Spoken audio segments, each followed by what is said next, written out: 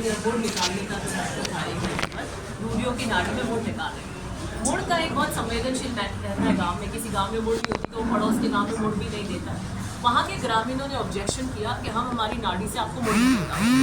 तो वहाँ पे 2 फुट भिड़ गए। 2 फुट भिड़ गए तो वहाँ पर थानेदार मौके पे पहुँचा। जब मुझे इसकी जानकारी मिली तो मैंने थानेदार को फ़ोन किया, मैं दिल्ली में थी, कि क्या मामला हुआ है कि साहब ऐसे 2 फुट भिड़ गए। तो मैंने कहा ऐसा करना, समकक्ष दृष्टि रखना और दोनों को पाबंद कर दो। लॉ एंड ऑर्डर की स्थिति हो गई तो आप दोनों को पाबंद कर दिए। कि बिल्कुल हम दोनों को पाबंद कर दिया। 1 घंटे बाद मुझे बताया गया कि किसी थर्ड पर्सन को पाबंद कर दिया और JCBs वहाँ पर चल रहे हैं।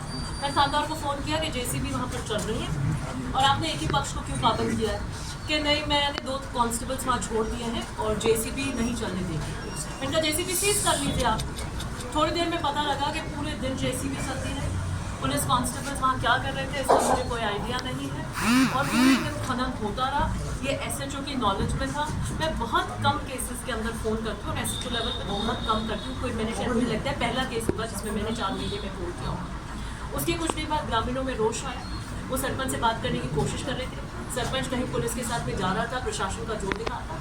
तो यंग बच्चे थे, उनको गुस्सा आ गया, उन्होंने डंडा लेके खड़ी हुई गाड़ी के कांच को हमने उन बच्चों को पेश करवा दिया। तो निश्चित रूप से आपने गलत किया है, ऐसे ये तो इस तरीके की प्रकरण नहीं करने चाहिए। उस पक्ष की 4 FIR दर्ज करते हैं एक मामले के अंदर। एक मामले में आप एक ही कर सकते हैं, रंगदारी, फिरौती, लूट जैसी धाराओं में लगाकर उनको बहुत कुख्यात अपराधी प्रेजेंट करके इस तरीके से किया और जो सामने वाला पक्ष था उसकी एक भी FIR दर्ज नहीं। उसके बाद में हमने बात करी। मैं दिल्ली से यहाँ पे लैंड कर गई थी।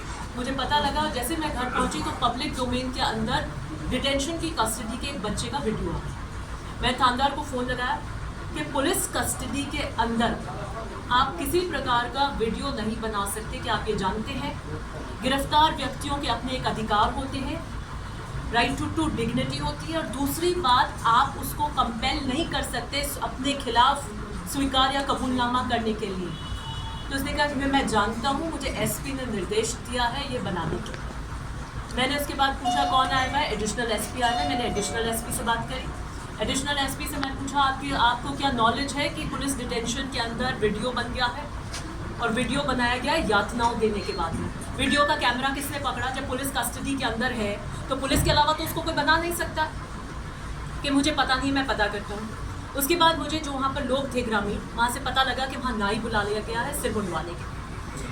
SP से संपर्क साधने की कोशिश करी, SP ने बात नहीं करी। मैंने IG से संपर्क साधा, उन्हें बताया और मैं धन्यवाद ज्ञापित करती हूँ IG की तीव्र कार्रवाई के कारण हम उस सिर मुंडन को रुकवा पाए। उन्होंने तुरंत बात करी और सिर मुंडन को रुकवाया, लेकिन तब तक दाढ़ी और मूंछ बनवा दी गई थी। मैं इस बात को पूरी तरीके से अब जोधपुर ज़िले में मुहिम की तरह चलाऊँगी कि कुख्यात अपराधी कोई आप पे अटैक करता है और पुलिस बचाव में उसके ऊपर कोई अटैक करती है, वो एक अलग बात है। आम केसेस के अंदर, नॉर्मल केसेस के अंदर एक वन टाइम कोई कांच तोड़ दिया, कोई धक्का मुक्की कर दी, ऐसे प्रकरणों के अंदर आप पुलिस डिटेंशन में जो ये ह्यूमिलिएशन करने जाते हैं, जिसको पब्लिक ह्यूमिलिएशन कहते हैं, पब्लिक शेमिंग करते हैं, जो आप खुद ही वहाँ जज बनते हैं कि हाँ हम इससे कबूल करवाएंगे, ऐसे करवाएंगे, वो होगा कि नहीं है, कि नहीं है, किस इरादे से लाया गया है। पुलिस की ईगो तो नहीं हो गई घर पे आपसे 2 बात कर ली, बहस कर ली, आप उठा के लेकर आए, चेप दिया आपने और आपने कबूलनामा करवा दिया। मैंने IG साहब से रिक्वेस्ट करी और बिल्कुल वो मेरे साथ इस बात को अग्री करते हैं और उन्होंने थाने के अंदर ये कह दिया, मैसेजेस कर देंगे।